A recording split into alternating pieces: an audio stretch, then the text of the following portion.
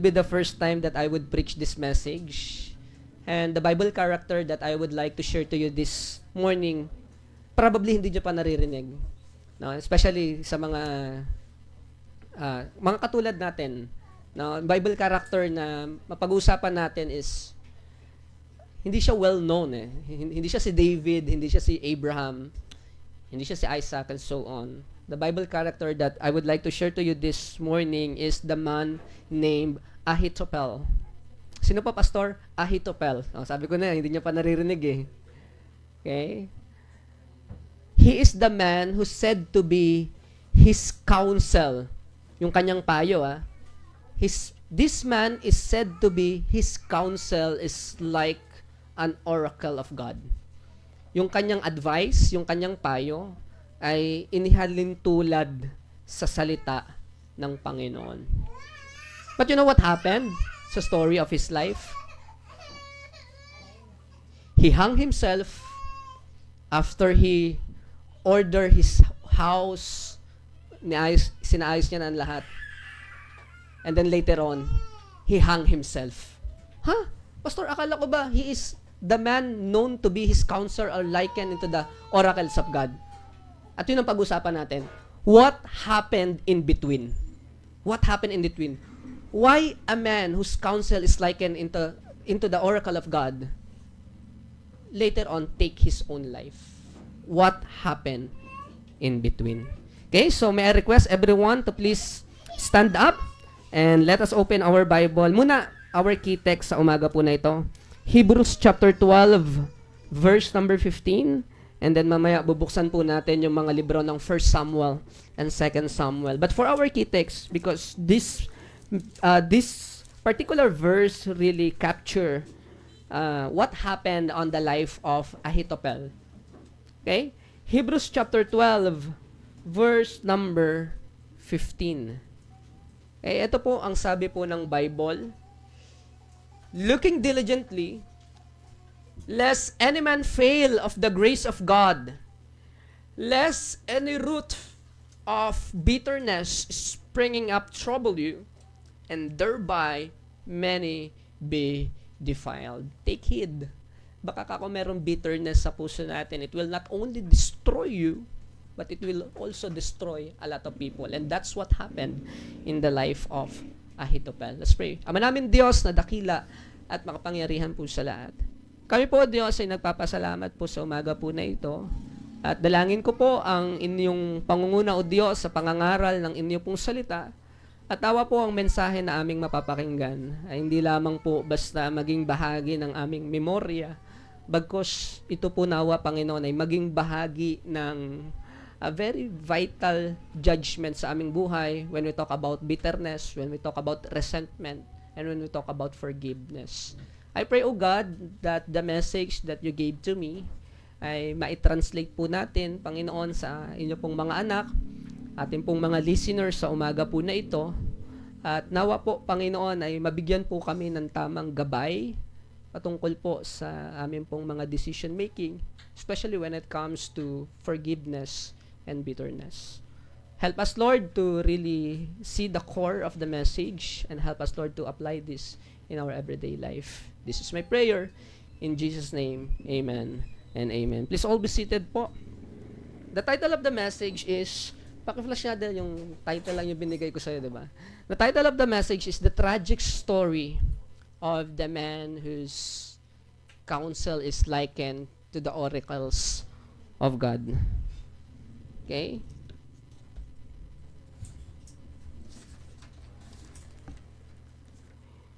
In 2 Samuel chapter 16 verse number 23, to give you the foundation of our lesson, of our preaching this morning, open your Bible on 2 Samuel chapter 16 verse number 23. 2 Samuel chapter 16.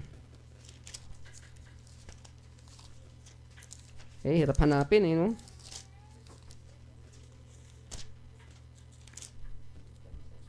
Second Samuel chapter 16, verse number 23. And look at this. And the counsel of Ahithophel, which he counseled in those days, nung maaraw po na yon, was if a man had inquired at the oracles of God. So was all the counsel of Ahithophel both with David and with Absalom. So again, this is the man, ito po yung isang lalaki, na hinalintulad yung kanyang payo, yung kanyang talino, yung kanyang wisdom. Hinalintulad na para bagang nanggagaling talaga sa salita ng Diyos. Okay? Do you imagine what kind of person that might be? Yung pagkakinausap mo yung tao, all the wisdom, grabe siya kausap, grabe, ang tino niya kausap. All the wisdom in the world, para bang ang kausap mo yung talagang orakulo ng Panginoon. Ganong klaseng lalaki si Ahithophel. He is one of the trusted advisor of David. And that is why it's very heartbreaking. It's very heartbreaking that when Absalom rebelled against his father, you know the story, di ba? When Absalom rebelled against his father, Ahithophel sided himself with Absalom. Kumampi siya kay Absalom. And he is one of the closest friend of David. One of the brightest, if not the brightest advisor in the kingdom of David of those time. To the point that his advice, his counsel is likened to the very oracles of God. Imagine that. However, just one chapter later, on chapter number 17, verse number 23, what happened to him? On chapter number 17, verse number 23, and when Ahithophel saw that his counsel was not followed, he saddled his ass or donkey, and arose and got him home to his house, to his city, and put his household in order. And this is very sad. And hanged himself and died, and was buried in the sepulchre of his father. Okay. What happened? What happened? What really happened in the life of Ahithophel? Bakit yung lalaking sinasabing ang kanyang paloy para kang nakikipag-usap sa salita ng Diyos, later on, just one chapter later, took his own life? Okay? But bago ko ikwento what happened, I just want to give you some background. Okay? You know what happened on the story of David and Bathsheba, right? This is a very well-known story. A very well-known story. Okay? And alam natin, David committed adultery to Bathsheba. Okay? And he killed Uriah. Okay? He killed Uriah. Hindi namatay si Uriah dahil sa battle, dahil sa war. No. David arranged everything so that Uriah may die on that battle. Now, he killed Uriah, and Uriah is the husband of Bathsheba. Okay? And David took Bathsheba as his own wife. That's what happened.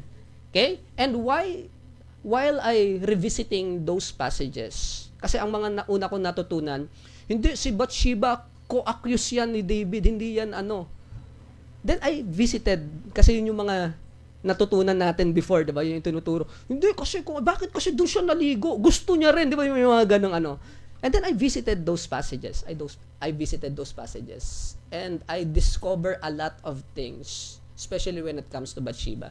During that time, David was the king. He's the king of Israel. He is the most powerful man out there. Okay? And during that time, yung king, siya yung may absolute power dun sa kingdom eh. And Bathsheba is just a regular woman of that time. Okay? So, to make the story short, I think, okay, I'm not saying that this is absolute, but I think, pag binasa mo yung mga iba pang mga evidences, I think Bathsheba is not a co-accused here, but Bathsheba is a victim of David. She's a victim of David. David forced himself to Bathsheba. At para pagtakpan yon, pag binasa mo yung story sa 1 Samuel, di ba? Pinlano ni David na i-arrange na magkasama ulit si Uriah. Very loyal si Uriah sa kahari. Very loyal. Ang sabi ni Uriah, hindi ko magagawa yan habang yung mga kasama kong sundalo namamatay sa gera tapos ako uuwi ng bahay. He's very loyal. He loved the king. He loved his country. Pero gusto ni David pagtakpan yung ano. Ayaw ni Uriah dahil nga Uriah is very loyal man.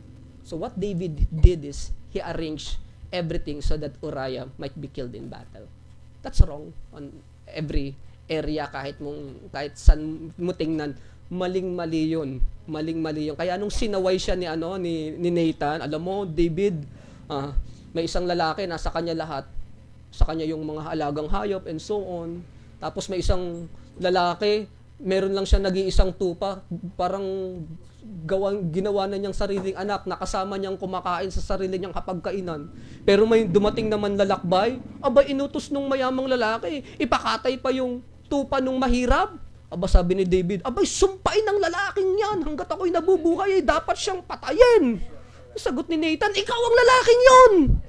Binigay sa'yo ng Diyos ang lahat, pagkatapos kinuha mo si Bathsheba na asawa ni Uriah. At kung maliit pa yan, ang sabi ni Nathan, binigay sa'yo ng Diyos ang lahat. At kung maliit pa yan, marami pang ibibigay ang Panginoon sa'yo. Pero what you did is, hiniya mo ang pangalan ng Diyos, nagkasala ka. Okay? So that's what happened. That's the story of that. Pero there is another layer of that story. At dun papasok si Ahithophel.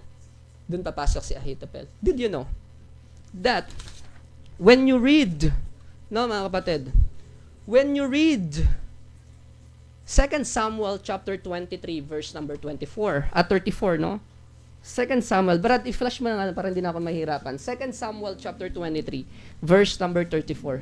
Ano nakalagay? 2 Samuel, look at this. And Eliphaz, the son of Ahasbai, the son of Makachite, Eliam, the son of Ahithophel, the Gilonite. So you have to remember, sino daw yung anak ni Ahithophel? Si Eliam. Now, Luke 2 Samuel chapter 11 verse number 3. 2 Samuel chapter 11 verse number 3. And David sent and inquired after the woman and said, is not this Bathsheba the daughter of Eliam, the wife of Uriah the Hittite?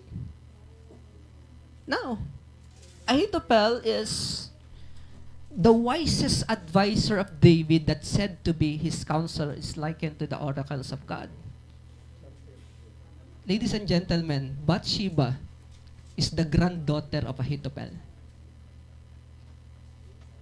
No, she's the granddaughter of Ahithophel.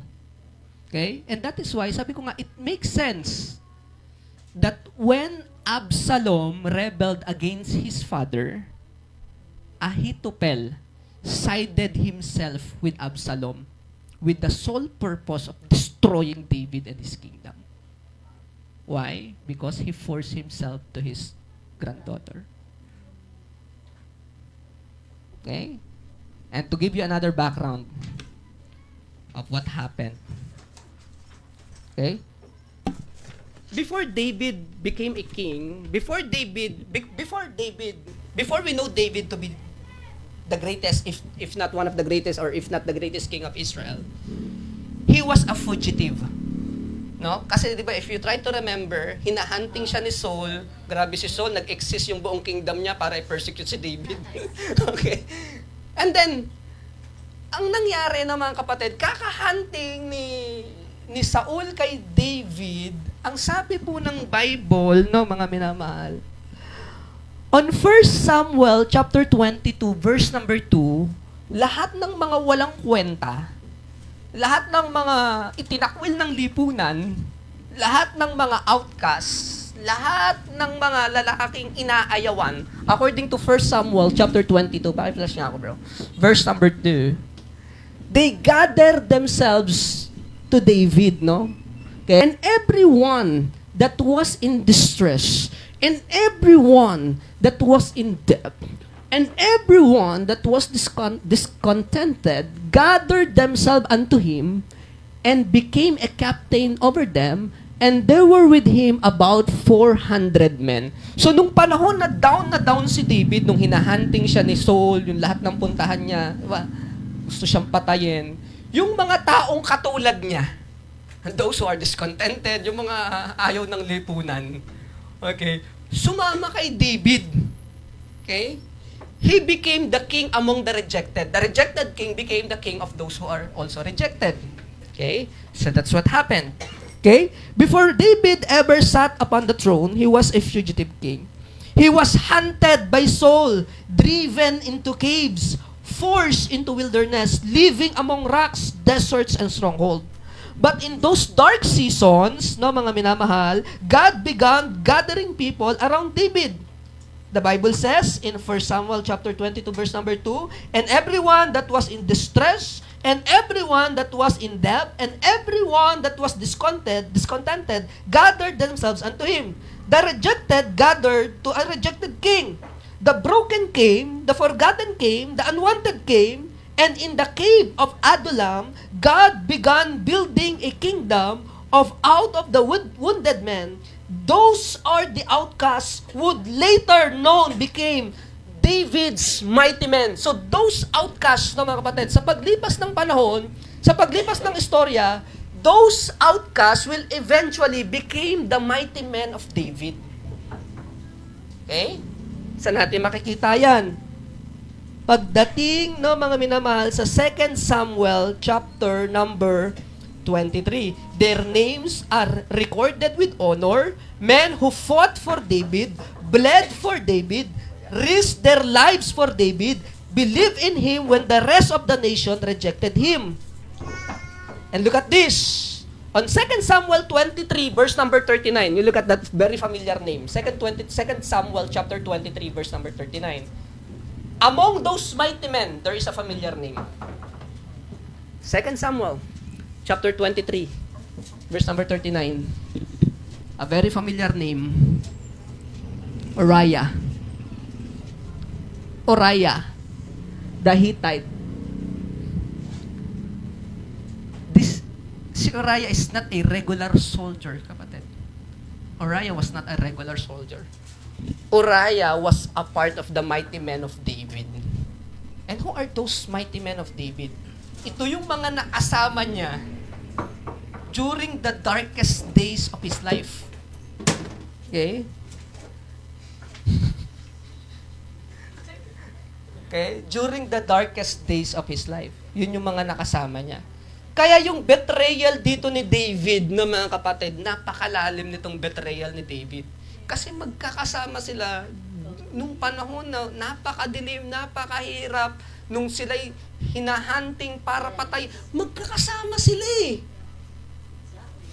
And David not only betrayed his nation, not only betrayed a regular servant, David betrayed a friend. David betrayed a friend. And Eliam also was part of this mighty man of David, which said to be the father of Bathsheba. And Ahithophel is the father of Eliam, making Bathsheba the granddaughter of Ahithophel. Okay? Look at this. Uriah was not merely a soldier. He was one of David's elite warriors, one of the king's trusted men. Another mighty man was Eliam, found in verse number 34. Okay? And on 2 Samuel chapter 11, verse number 3, Bathsheba is identified as Bathsheba as the daughter of Eliam, which means Bathsheba was likely the granddaughter of Ahithophel, David's trusted counselor. Think about the tragedy of this story. The men who helped David to build his kingdom, the men who trusted him the most, the families closest to him, became the very people wounded by his sin. That's what truly happened. Okay? David saw Bathsheba, desired Bathsheba, took Bathsheba. 2 Samuel chapter 11, verse number 2 to 4 tells the story of David's fall. And when Bathsheba became pregnant, David attempted to cover his sin. When Uriah refused to compromise his integrity, David sent an order that led to his death. A faithful mighty man was abandoned by the very king he served. And somewhere behind this painful story stand Ahithophel. Ahithophel was no ordinary advisor. Okay? And according to what we have heard, his counsel were likened into the oracles of God. That is how great his wisdom was. When Ahithophel spoke, the king listened. Okay? He's very kind, no? He's very wise. Ganun siya eh. And he's not only wise na counselor, hindi, he's a friend. He is a friend. His counsel carried enormous influence. Even David understood how dangerous Ahithophel's wisdom could be. Kaya ako, ayoko nakikipag-away sa matatalino eh. Mahirap eh. That is why, when Ahithophel joined Absalom's rebellion, David became deeply afraid. 2 Samuel chapter 15 verse 31 says, "And one told David, saying, Ahithophel is among the conspirators with Absalom. And David said, O Lord, I pray thee, turn the counsel of Ahithophel into foolishness. Why would such a trusted counselor betray David? Perhaps because something had been growing silently in his heart for years." Bakit nga ba tatraidorin ni Ahithophel si David? Kasi something happened. And throughout the years, maaring si David nakalimot na siya, si Ahithophel hindi. And that is why when opportunity arise, Ahithophel took the opportunity, wanted to destroy David together with his kingdom. Okay? A wound, a resentment, a bitterness never surrendered to God. The trusted counselor became a traitor. The wise man used his wisdom to destroy the very king he once served. And his counsel was deadly. Okay? Kaya lang, nag-intervene ang Panginoon, kapatid eh. Hindi sinunod ni Absalom yung counsel ni Ahithophel. And that is why, nung hindi sinunod ni Absalom yung counsel ni Ahithophel took his own life, not because natapakan yung pride niya, not because hindi lang siya nasunod, kinuha yung buhay. Hindi. Okay, he wanted revenge. He wanted to destroy David. Pero nung hindi siya pinagbigyan, he took his own life. Kapatid, that is what bitterness looks like. That is what unforgiving spirit looks like. Sabi ko nga, Hebrews chapter 12, verse number 15, summarize this story. No, mga kapatid, ano ulit sabi ng Hebrews chapter 12, verse number 15? This summarized really this story. Looking diligently, lest any man fail of the grace of God, lest any root of bitterness springing up trouble you, and thereby many defiled. Mag-ingat-ingat ka, baka kung may bitterness sa puso mo, hindi mo namamalayan, bigla na lang siya mag-sprang up, tutubo na lang siya, lalago na lang siya, and it will surely destroy you and people around you. That is the story of Ahithophel.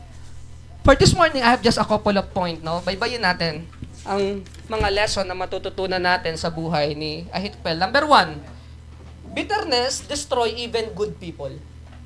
Talented people, good people, kind people, bitterness destroy them. Okay? Have you heard of somebody, magaling siya, matalino siya, mapagkakatiwalaan, gwapo, nasa kanya lahat, and then later on, he was destroyed by bitterness, by pain. Okay? And that is what happened to Ahithophel. And bakit nangyari yon, kapatid? Bakit kaya nangyari? Again, nandoon yung sagot sa Hebrews chapter 12, verse number 15. Anong nakalagay? Looking diligently, lest any man fail of the grace of God. Okay? Sa awitin ni Tatay, good things happen kapag lumalapit tayo sa Panginoon. Bad things happen kapag di natin nakikita yung biyaya ng Diyos sa buhay natin. Bad things happen. When we are in hurt, okay, kadalasan na nakikita lang natin, nasaktan kasi ako, kawawa naman ako, hindi ako karapat dapat dito, gaganti ako. Yan ang gagawin ko. Why? Because we failed to see the grace of God in that situation. And that is why, di ba, usong-uso yung mga road rage. Kasi gusto natin bumawi. Nakakagigil. Pitpitan ka ng pitpitan. Pitpitan ko rin yan. Nakakagigil eh. Palakasan tayo. Hindi ba? Sometimes, even good people fail. Okay? Even mga lalaki, yung fist natin, this is a deadly weapon. This is a deadly weapon. Okay? Even good people fails on this test. Okay? This is a deadly weapon. I remember back in the day nung lasenggo pa ako. Okay? May kainuman ako, construction worker.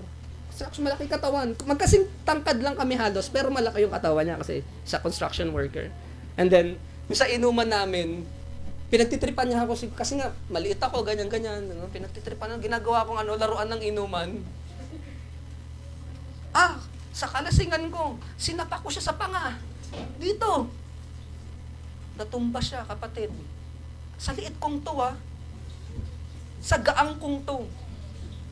Nung tinamaan ko siya sa panga, natumba. I thought, katapusan ko na. And then I realized, this face is really a deadly weapon. Okay? Deadly weapon.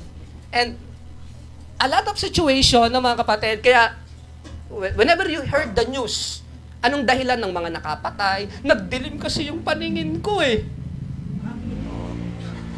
Kaya ako yung nagawa, wala na kasi hindi ko na napigilan Di ba? Kaya lang, kapag nagawa na natin. Even good people, kapatid, was destroyed by bitterness. Even good people, talented ones. Okay? Imagine destroying your life. Okay? There are good things, great things ahead of you kung lalapit lang tayo sa Panginoon.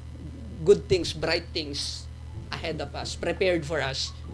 Don't throw it simply because of bitterness. Huwag mong itapon yun. Huwag mong itapon yung kinabukasan mo. Huwag mong itapon yung magandang kinabukasan na biyaya sa'yo ng Panginoon dahil lang may galit tayo sa puso. Okay? Mga pamilyang Pilipino, there are situation, mga magpipinsan, hindi nagpapansinan. Bakit? Yung mga magulang magkakaaway. Yung mga lolo nila magkakaaway. Naku, kung papansinin niya, hindi natin bati yung lahi na yan. Lahi! Yung buong lahi kaaway mo. Bakit? Kasi yung mga kasalanan ng mga away ng mga naunang henerasyon, minamana pa ng mga bata. Even good people, talented people was destroyed by bitterness. Okay? That's what happened, mga kapatid. And, hindi mo makikita basta-basta yung bitterness, yung resentment, kasi according to Hebrews chapter 12, hindi siya agad-agad nag-sprang up Tumatanim muna siya, umuugat muna siya. Okay? And that is why ang question natin, anong tinatanim natin sa puso natin? Okay? Do not fail of the grace of God. Wag tayong papalya na makita yung biyaya ng Diyos in every situation. Kasi kapag nangyari yon, kapatid, mapupuno ng puot, pagdadamdam, tampo yung mga puso natin if we fail to see the grace of God in every situation. Okay? Number 2, na mga kapatid, ano pa yung natutunan ko rito nung pinag-aaralan ko po to? Una, bitterness can destroy good people. Okay? Number 2, bitterness waits for right opening. Naghihintay siya ng tamang opening. Okay? Kasi kapag nakatanim lang, halimbawa si Ahithophel, years ang lumipas bago siya lumabas Taon ang lumipas. Okay? Maybe he is replaying all the bad things that happened in his mind. Nire-replay niya, nire-reminisce niya. Kaya nung nag-present ng opportunity, kapatid, ginrab ni Ahithophel, he sided with Absalom to rebel against the king. Okay? Pero look at this. Do you remember that also happened to David? David has the opportunity to kill King Saul. Naalala po ninyo, when you read the Bible, maraming pagkakataon si David para patayin sana si Saul. Pero nung sabi ni David, I will not touch the Lord's anointed. Anong ginawa niya? Habang nagje-jeb si King Saul, totoo po yun, hindi siya natutulog sa kuweba. Ang sabi po ng Bible, he uncovered his feet. That is a figurative term for jebbing. habang nagbabawa si King Saul, pinunit ni David yung kanyang garment, di ba? Binawasan ni David yung kanyang garment bilang patunay na, hey, I have the opportunity to kill you. Nag-present ang Diyos ng pagkakataon para mawala ka sa landas ko. And nobody would blame him. Nobody would blame him. Hindi sasabihin ng mga tao, kasalanan ni David yan, pinatay niya yung hari and so on. No. He was hunted by the king. He was hunted. Iwas na siya ng iwas pero hinahabol siya Pero David never took the chance. Okay? Pero kay Ahithophel, na nag-present ng pagkakataon, he grabbed it. And that's very dangerous when we talk about resentment and bitterness. Kasi kapag nag-present ng pagkakataon, baka kako yung isang taong punong-puno ng bitterness, i-grab niya yung pagkakataon para magkaroon siya ng pagkakataon na gumanti sa mga taong gumawa sa kanya ng hindi maganda. Okay? Revenge should not be an option for Christian. Okay? Lagi natin ipagpapaubaya sa Panginoon. Okay? I'm not saying that there is no justice whatsoever. Siyempre, pag may krimen, may justice yan. Consequence yan eh. Okay? Pero as much as possible, ang sabi ng Bible, live with peace with all men. Okay? Sabi ng Bible, huwag kang magbibigay ng inches ng katiting kay Satanas sa kaaway. Bakit? Kakainin niya yan hanggang kamay mo. Okay? And that is why we have to be very, very careful with bitterness, with resentment. It waits for right opportunity. It waits for right opportunity. Tuso ang kaaway, akala mo wala na, akala mo nakalipas na. Pero kapag may tanim na galit sa puso natin, di ba, pawasakin tayo niyan at baka makagawa tayo ng mga bagay na pagsisisihan din natin later on. Okay? Next. Ano pa? Bitterness defiles many. According, again, in Hebrews chapter 12, verse number 11, looking diligently, lest any man fail of the grace of God, lest any root, hindi mo nakikita kasi nakabaon, root of bitterness springing, ngiti-ngiti pa yan, pero galit yan. Yes, and the root of bitterness springing up trouble you. Therefore many be defiled. Ito yung malungkot sa bitterness kasi hindi lang yung tao na may bitterness o hindi lang yung tao na kinakagalitan niya ang nadadamay. Okay? Ang daming casualty kapag pinag-usapan natin ng bitterness. Katulad nung sinabi ko, kahit yung mga bata hindi nag-uusap, hindi naglalaro dahil sa away ng mga matatanda. Imagine that. Ang daming casualty. Okay? Yung usapin natin kay David and Bathsheba, akala natin sa kanila lang, hindi ba? And yet, meron pa pala. Ang lalim pala nun. Yun lang yung nakasulat sa Bible, yun lang yung reveal, pero alam natin na hindi ganun yun. A lot of people are getting hurt. A lot of life are getting destroyed because of bitterness. It defiled many. Okay? Next. So what are the practical things? Pastor, ano yung masasuggest mo when we talk about bitterness?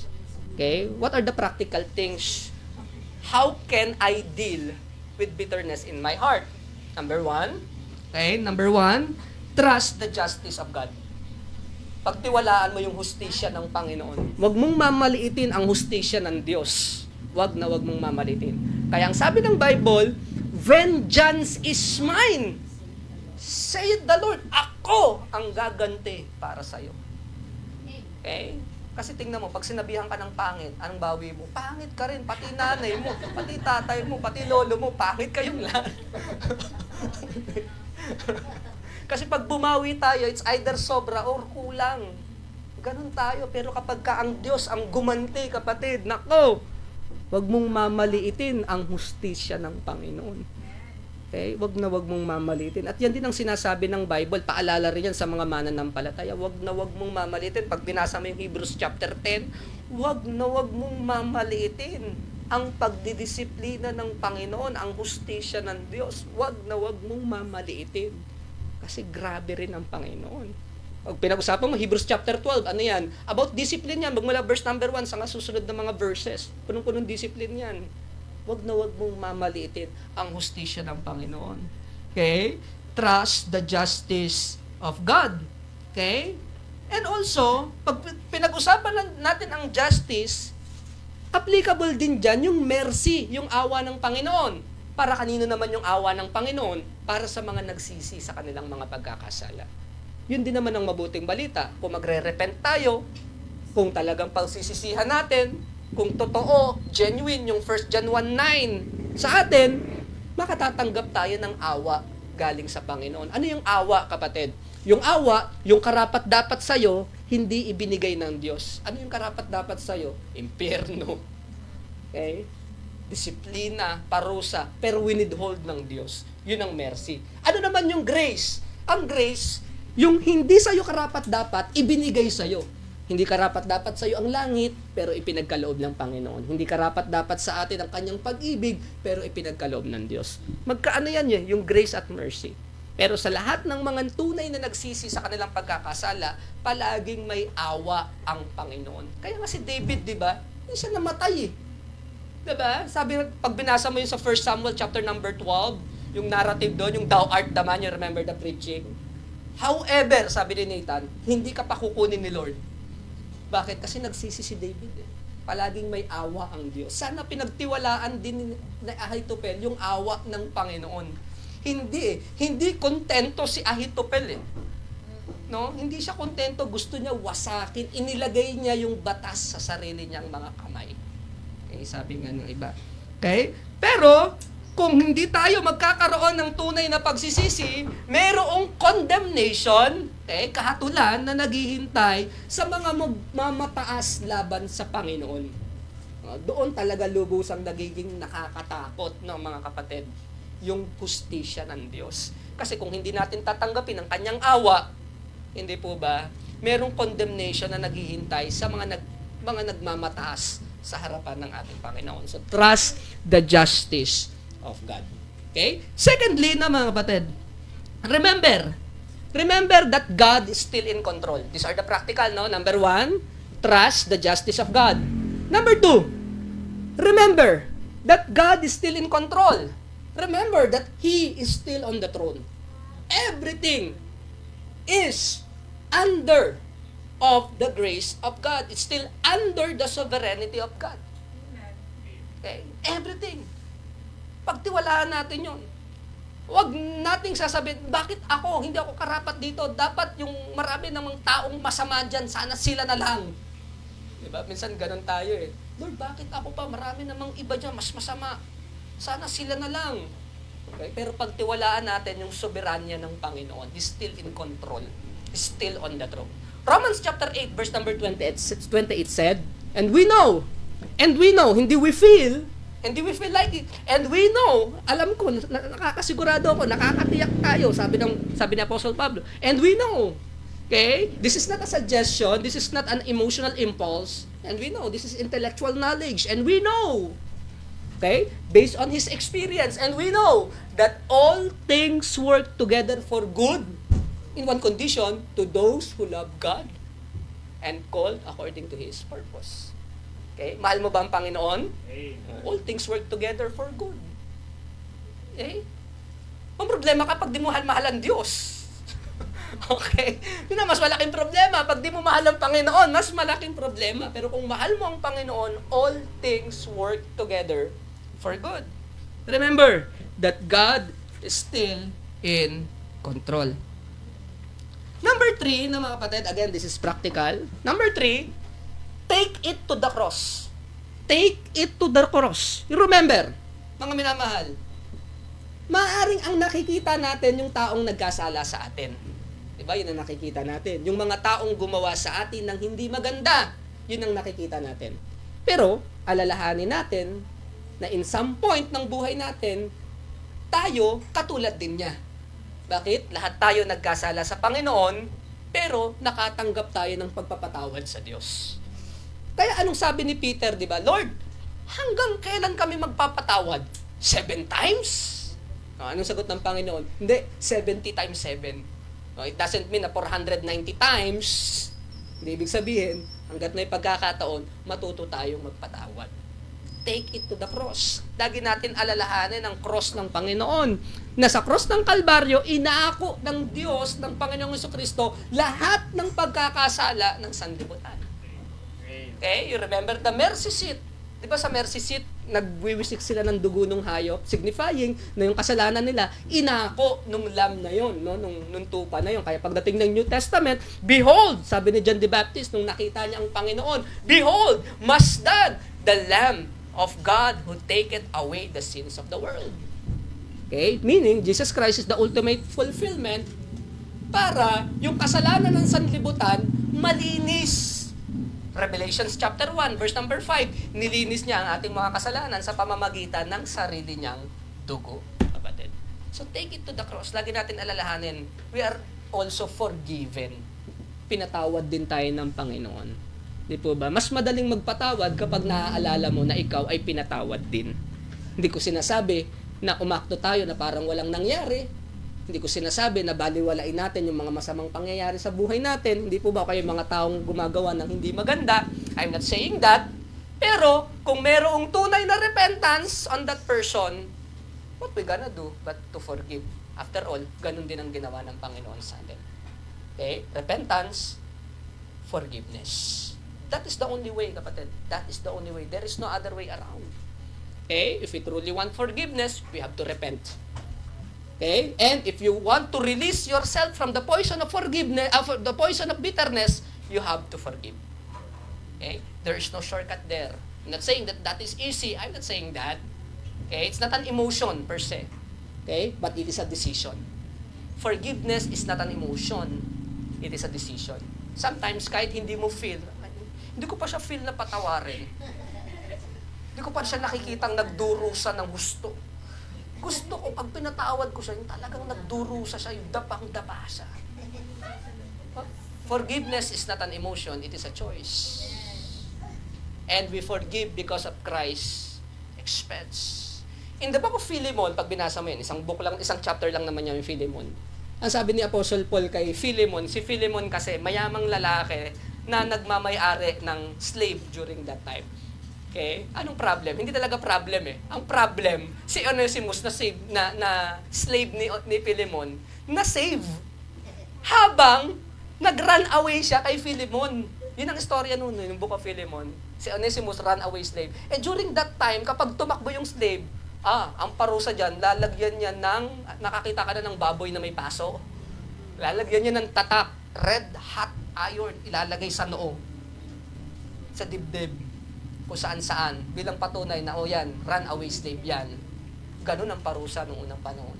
Kaya nung sabi ni Paul kay Philemon, kung may nagawa man siya sa yung hindi maganda, kung may utang man siya sa'yo, put it on my account.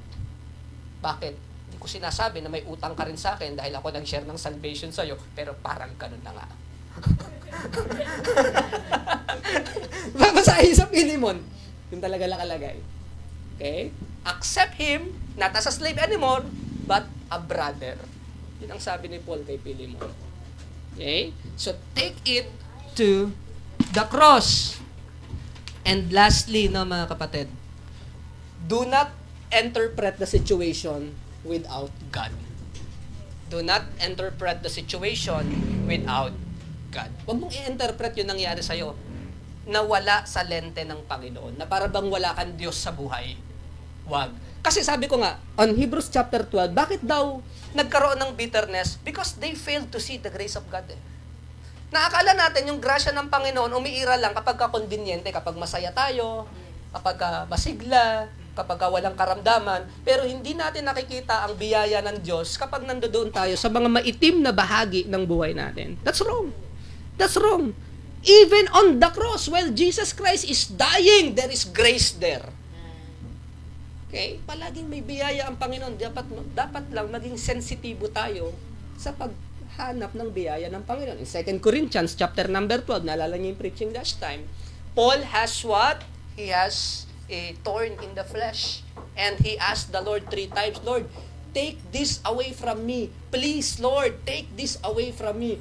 Lord, please, parang awa mo na. Take this away from me. Alam mo, sagot ng Panginoon, no! No! Why? Because my grace is sufficient for you, for thee. Okay? Do not interpret things without God. Kasi kapag ka nangyari yun, pag lagi nating inisip, bakit ako lang? Bakit sila hindi? Ang dami namang taong masama dyan. Sana yung mga kriminal na lang. Sana yung mga addict na lang. Again, if God would be fair, lahat tayo impyerno. Lahat tayo wala if God would be fair. Okay? Pero because the grace of God is available, nakakita tayo ng kaligtasan. Hindi lang pang kaligtasan yon, hindi po ba? Pati sa pang-araw-araw nating pamumuhay, palaging may biyaya ang Panginoon. Magiging sensitibo ka lang. Pastor, ano po yun? 4 na buwan na kaming hindi nakakapagbayad ng upa. Praise the Lord! 4 not loved one. Hindi, praise the Lord, kasi nandiyan ka pa rin. Hindi ka pa pinapalayas.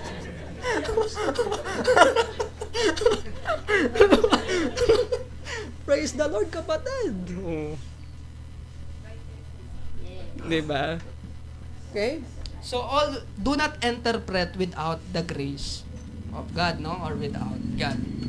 Now, in our conclusion, ito po ako magtatapos, no? Hindi tanong dito kung may seed of bitterness ba sa mga puso natin, no? Hindi ang tanong. Ang tanong, will you have the courage to put it out? Yun ang tanong ko. Meron ka bang courage para tanggalin yun? Meron ka bang courage para humarap sa Panginoon? Lord, may bitterness sa puso ko. Nawa po, tanggalin mo. Kasi dapat, yung root kasi, ang sabi niya, root, di ba? Root of bitterness. Sometimes, akala mo yung halaman, pag pinutol mo, patay na. Di ba? Akala natin ganun, wala nang sanga yan, wala nang bunga yan, wala nang bulaklak, wala nang dahon. Eh, may ugat pa! Oh, kaya later on, tumutubo ulit. Kaya anong kinakailangan gawin? Kinakailangan, i-pluck out mo yung ugat. Okay? And that is what bitterness looks like. Kaya nga sabi ko nga, hindi mo naman nakikita yung bitterness, pangiti-ngiti, pasaya-saya pa siya, hindi ba? Pero sa likuran ng kanyang isipan, may mga naglalaro pa lang mga emosyon na negatibo. May mga iniisip pala siya sa kanyang kapwa na hindi maganda. Bakit kaya si sister ganito to? Bakit kaya si pastor ganyan siya? Bakit kaya itong mga ganito, ganyan-ganyan? Meron palang umiiral na bitterness sa kanyang puso. Di po ba? At again, wag mong iisipin na ikaw lang ang nakakaranas niyan. No? Dapat maging mabilis tayo to pluck out the root of bitterness in our heart. Para hindi siya mag-sprang up at para hindi siya magbunga. Para hindi niya sirain ang buhay mo, 'di ba? Tingnan mo yung maraming karamdaman ngayon, anong sanhi? Stress. 'Yun ang sanhi.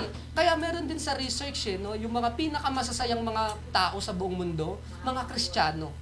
Mga masasayang tao. Bakit? Kasi nakikita natin yung biyaya ng Panginoon sa mga bagay-bagay. I'm not saying bulag tayo sa problema. I'm not saying tumawa ka dyan na parang, di ba? Parang crazy, parang madman. Hindi yun eh. Pero let us see the wonders of the grace of God in our life. Ayan. So, yun lamang po ang natin ngayon, the tragic story of a man who said to be his counsel is likened to the oracles of God. Okay? Do not destroy your life. Do not destroy somebody else's life because of bitterness. Okay? Good things happen kapag lumalapit tayo sa Panginoon. Okay? Let's pray po. Ama naming Diyos na dakila at makapangyarihan po sa lahat. Kami po yung nagpapasalamat, Panginoon, sa umagang ito. Sa mensahe po na aming napakinggan in the life of Ahithophel, O God. We see how bitterness looks like, how hatred looks like, and what resentment looks like. Lord, I pray that you may cleanse our heart. Help us, Lord, to pluck the seed of bitterness in our heart so that it will not sprang up and it would not ruin our life, O Lord. Nawa po, Panginoon, pinagkakatiwala po namin sa inyo ang aming pong mga puso, aming pong mga damdamin sa oras po na ito, Diyos. If there is be any wicked ways in us, Lord, please cleanse us. Because after all, as we see in the message in the life of Ahithophel, walang magandang maidudulot ang kapaitan sa mga buhay po natin. Help us, God, to worship you in spirit and truth. Help us, Lord, to serve you in sincerity and in truth. And alam po namin, Panginoon, kung lalapit po kami sa inyo, palaging there is a brighter days ahead. Palaging there is a bright future ahead of us. Thank you so much, Lord, for the message. This is my prayer. In Christ's name, amen. Amen.